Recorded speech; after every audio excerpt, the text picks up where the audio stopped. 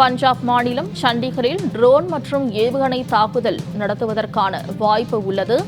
இந்நிலையில் பாகிஸ்தானுக்கு விழுந்த அடியில் இருந்து மீண்டு வருவதற்கே 5 வருடங்களுக்கு மேலாகும் என பொருளாதார வல்லுநர்கள் தகவல் தெரிவித்துள்ளனர். பொருளாதாரத்தில் மோசமாக சரியும் பாகிஸ்தான். இந்நிலையில் பாகிஸ்தானில் ரூபாய் 25,000 கோடி மதிப்பிலான கட்டமைப்புகள் இந்திய தாக்குதலில் சேதமடைந்துள்ளதாக தகவல் கிடைக்கப்பெற்றுள்ளது. பாகிஸ்தானில் ஷெபாஸ் ஷெரீப் ஆட்சி கவிழும் நிலை ஏற்படும் என்று உளவுத்துறை அதிகாரி தெரிவித்துள்ளார். ஓய்வு பெற்ற உளவுத்துறை அதிகாரி தெரிவித்துள்ளார். பாகிஸ்தானில் ஷெபாஸ் ஷெரீப் ஆட்சி கவிழும் நிலை ஏற்படும் என்று தெரிவித்துள்ளார். பாகிஸ்தானில் ராணுவ ஆட்சியை அமல்படுத்தும் முயற்சி நடைபெறும் என்ற தகவலையும் தெரிவிக்கப்பட்டுள்ளது. இதுகுறித்த கூடுதல் தகவல்களை சிறப்பு செய்தியாளர் யோகேஸ்வரன் வழங்க கேட்கலாம். யோகேஸ்வரன், பாகிஸ்தானில் ஆட்சி கவிழும் நிலை ஏற்படலாம் என்ற தகவல் வெளியாகியுள்ளது. ராணுவ ஆட்சி அமல்படுத்தப்படலாம் என்று சொல்லப்படுகிறது. முழு விவரங்கள் என பதிவு செய்யலாம்.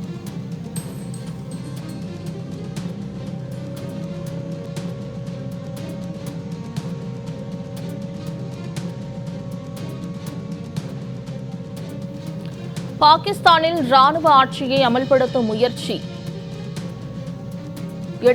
எடுக்கப்படும் என்று தகவல் வெளியாகியுள்ளது. கடுமையான பொருளாதார நெருக்கடியை சமாளிக்க உலக நாடுகள் மற்றும் உலக வங்கியிடம் கையேந்தும் பாகிஸ்தான். உலக நாடுகளிடம் கையேந்தும் பாகிஸ்தான் நிலை ஏற்படும்.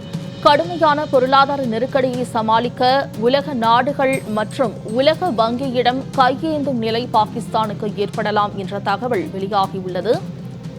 அண்மை செய்தியாக பார்த்து வருகிறோம். கடுமையான பொருளாதார நெருக்கடியை சமாளிக்க உலக நாடுகள் மற்றும் உலக வங்கியிடம் கையேந்தும் நிலை ஏற்படலாம் என்ற தகவல் வெளியாகியுள்ளது. சிறப்பு செய்தியாளர் யோகேஸ்வரன் தரும் தகவல்களை கேட்கலாம். யோகேஸ்வரன், உலக நாடுகளிடம் கையேந்தும் நிலை பாகிஸ்தானுக்கு ஏற்படும் என்ற தகவல் வெளியாகியுள்ளது. மேலும் பாகிஸ்தானில் உள்ள ஷெபாஸ் ஷெரீப்பின் ஆட்சி கவிழ்க்கப்படும் என்ற தகவலும் கிடைக்கப்பெற்றுள்ளது. இந்திய ராணுவத்தின் ஆட்சி அமைக்கப்படலாம் என்று சொல்லப்படுகிறது. முழு விவரங்கள் என பதிவு செய்யலாம். இந்திய பாகிஸ்தான் விவகாரங்கள் தொடர்பாக உறுதிப்படுத்தப்படக்கூடிய தகவல்கள் அதிகமாக இருப்பதை போல உறுதிப்படுத்தப்படாத தகவல்களும் அதிகமாக இருக்கிறது. அதுல ஒன்றுதான் பாகிஸ்தான்ல இந்த ஆட்சி கவிழ்ப்பு முறை என்பது. ஆனால் பல்வேறு நம்மோடு இதற்கு முன்பு பேசிய சில சிறப்பு விருந்தினர்கள் தெரிவித்த கருத்துக்கள் அவை. குறிப்பாக பாகிஸ்தான்ல ஆட்சி கவிழக்கூடிய நிலை கூட ஏற்படலாம் அப்படின்றத அவங்க பதிவு செஞ்சிருந்தாங்க. அந்த அடிப்படையில் நம்ம அதை பதிவு செஞ்சிருந்தோம்.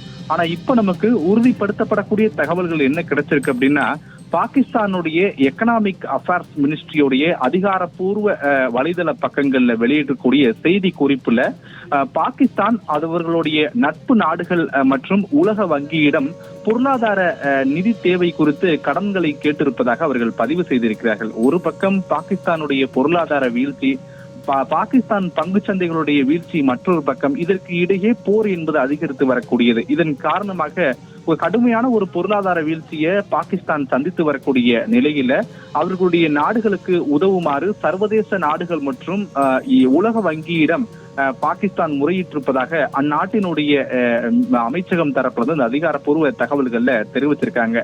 வழக்கமாகவே ஒரு நாடு போரை சந்திக்கிறது என்றால் அந்த நாடு பல ஆண்டுகளுக்கு பின்னோக்கி செல்ல போகிறது பொருளாதார ரீதியாக அப்படின்றத புரிந்து கொள்ளலாம். ஆனால் பாகிஸ்தானோ சமீப வருடங்களாகவே பொருளாதார ரீதியாக பல சிக்கல்களை மேற்கொண்டு வராங்க. குறிப்பா கடந்த 2 வருடங்களுக்கு முன்பு கூட பாகிஸ்தான்ல ஏற்பட்ட பொருளாதார நெருக்கடி என்பது உலக நாடுகள் அனைவரும் அணைந்ததே, இந்தியா உட்பட. இப்படியான சூழல்ல பாகிஸ்தான் இந்தியாவிற்கு எதிரான செயல்களில் ஈடுபட்டு வரக்கூடிய நிலையில பாகிஸ்தானுக்கு தகுந்த பதிலடியை இந்திய பாதுகாப்புத்துறை கொடுத்து வரக்கூடிய நிலையில அந்நாடுகள்ல ஒரு பதற்றமான சூழல் நிலவுகிறது.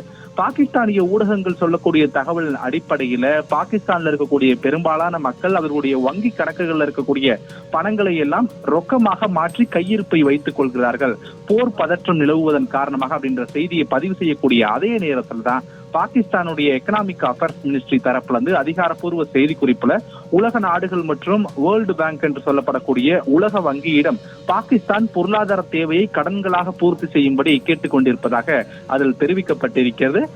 எதிரி நாடுகளுடைய தாக்குதல் அவர்கள் குறிப்பிட்டிருப்பதன் அடிப்படையில் அந்த செய்தியை நம்ம பதிவு செய்கிறோம். எதிரி நாடுகளுடைய தாக்குதல் உள்ளிட்டவற்றின் காரணமாகவும் அதே போல பாகிஸ்தான் பங்கு சந்தைகளுடைய வீழ்ச்சியின் காரணமாகவும் பொருளாதார சிக்கல்களை சந்திக்க நேருகிறது பாகிஸ்தானுக்கு. எனவே உலக நாடுகள் நட்பு நாடுகள் அப்படின்றத குறிப்பிட்டிருக்காங்க. உலக நாடுகள் மற்றும் வேர்ல்டு பேங்க் அவங்க குறிப்பிட்டிருக்காங்க.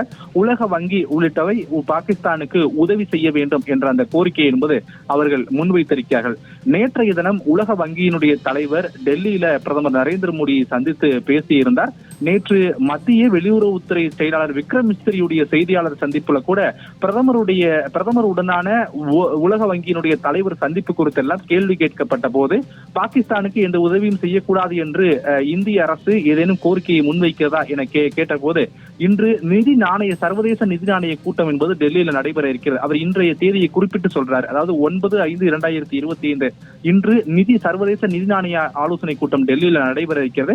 அந்த கூட்டத்திற்காக உலக வங்கியினுடைய தலைவர் டெல்லி வந்திருக்கிறார். அந்த சந்திப்பின் போது மரியாதை நிமித்தமாக நடைபெற்றக்கூடிய சந்திப்பு, மேலும் விவரங்களை எல்லாம் அதிகாரப்பூர்வமாக தெரிவிக்க முடியாது என விக்ரம் மிஸ்ரி தெரிவித்திருந்தார். அந்த அடிப்படையிலே ஒரு பக்கம் உலக வங்கியினுடைய தலைவருடைய டெல்லி பயணம், மற்றொரு பக்கம் உலக வங்கி மற்றும் தோழமை நாடுகளோடு பாகிஸ்தான் தங்களுக்கு கடன்களை வழங்க வேண்டும் என்ற கோரிக்கையை விடுத்திருப்பது, இப்படியாக ஒரு பக்கம் இந்திய பாகிஸ்தான் எல்லை பதற்றம் மற்றும் போர் பதற்றம் நீடித்து வரக்கூடிய நிலையில பொருளாதார ரீதியாக பாகிஸ்தான் வலுவிழந்து வரக்கூடிய நிலையில் தங்களை வலுப்பட வேண்டும், அதற்காக தங்களுக்கு கடன்களை வழங்குங்கள் என்று சர்வதேச நாடுகளிடம் கேட்டிருக்கிறது பாகிஸ்தான் அப்படின்றத நம்ம புரிந்து கொள்ள முடிகிறது. பாகிஸ்தான் மேற்கொண்டிருக்கக்கூடிய போரினால் பாகிஸ்தானிற்கு ஏற்பட்டிருக்கக்கூடிய நிலை குறித்தான கூடுதல் விவரங்களுக்கு நன்றி யோகேஸ்வரன்.